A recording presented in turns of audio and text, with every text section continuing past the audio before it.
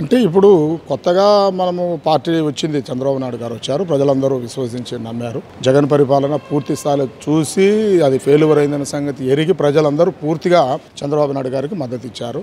So మనకు ఇప్పుడు పార్లమెంటులో మనం గమనిస్తే తొలి బడ్జెట్లోనే దేశంలోనే అతి ముఖ్యమైనటువంటి భాగంగా మనకు ప్యాకేజ్ ఏర్పాటు చేయడం జరిగింది. అమరావతి బడ్జెట్ పూర్తి 15,000 కోట్ల రూపాయలు ప్రకటించేస్తారు. అంతేకాదు మిగతాది అవసరమైతే ఇంకా ఇస్తామని కూడా హామీ ఇచ్చినారు. పోలవరం పూర్తి స్థాయిలో వాళ్ళు కేటాయించినారు.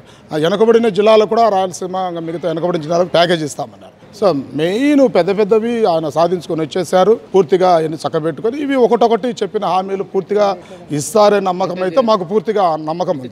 నిజమే, ఇది పెద్ద కుటుంబం అండి. చెదిరిపి పగలగొట్టి నాశనం అయిపోయి చెదిరిపి దుఃఖావేదనలో ఉన్నటువంటి రాష్ట్రంగా ఏర్పడింది. ఈ కుటుంబం అంతా ముందు మెయిన్ పెద్ద ఎక్కడెక్కడ పెట్టాలో ఏం పెట్టాలనేది ఈ చిన్న కూరగిన్నెలు చిన్న దేశాల పాత్రలు అవి ముఖ్యమైనవి కావు.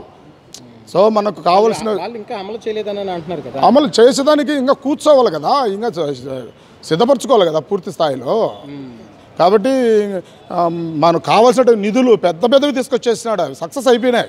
మిగతా ఈ లోకల్ ఈ కుటుంబం లోపల అసెంబ్లీలో చంద్రబాబు నాయుడు రద్దు చేయడంపై మీరేమంటారు? మేలు కదా, ప్రతి ఒక్కరు ఉడికిపోయినారు, ప్రజలు భయపడిపోయినారు. భయాక్రాంతి మా ఆస్తులేంది ఆయన పెట్టుకోవడం ఏంది జగన్ గారు అనేటువంటిది అందరూ భయపడే కదా ఇప్పుడు ఈయనకు మద్దతు ఇవ్వడం జరిగింది. అందరు రాంగ్ కదా అసలుకు.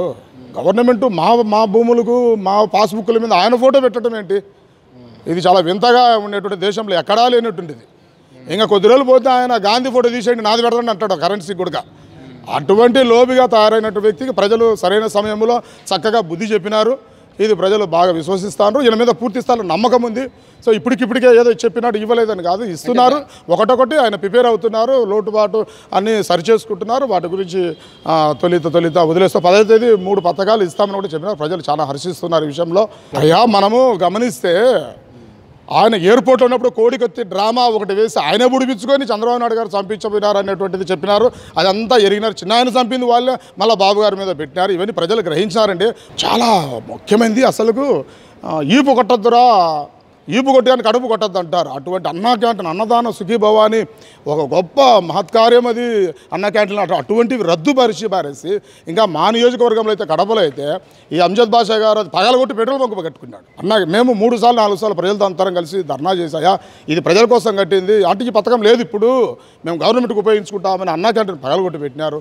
కాబట్టి ఎక్కడ చూసిన అరాచకాలు వాళ్ళవి ఇవన్నీ చేశారు. కాబట్టి అన్నా క్యాంటీన్ 5 రూపాయల భోజనము సిగ్గుచేట.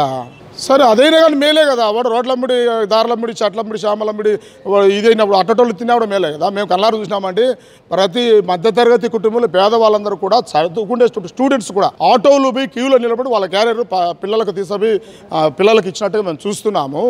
అన్నా క్యాంటీన్ చాలా అద్భుతమైనటువంటి కార్యం. అది చాలా మేలు. దరిద్రం అవుతుందండి రాష్ట్రంలో. మెయిన్ ఎవడు ఏం చేసినా కూడా అన్నం కోసమే, అన్నమే దొరికేటప్పటికి, అన్నమే భోజనమే 5 రూపాయలతో దొరికేటప్పటికి ఇంకా వాడు పెద్దగా దిగులు పడాల్సిన పని లేదు.